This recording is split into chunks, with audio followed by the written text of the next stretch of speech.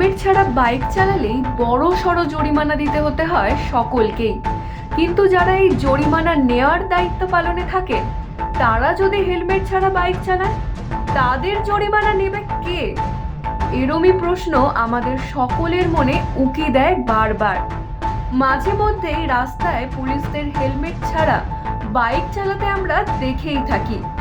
তাদের সাবধান করে কিছু বলতে গেলেই সাধারণ মানুষের ওপর হম্বিতম্বি দেখিয়ে এড়িয়ে চলে যান, আবার কেউ তর্কেও জড়িয়ে পড়েন।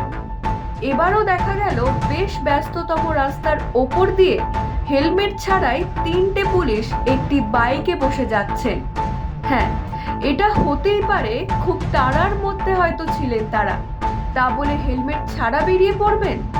কি আপনাদের সাথেও কি ঘটেছে এরম কোনো ঘটনা?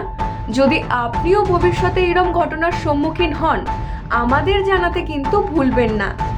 Bureau report, RV news.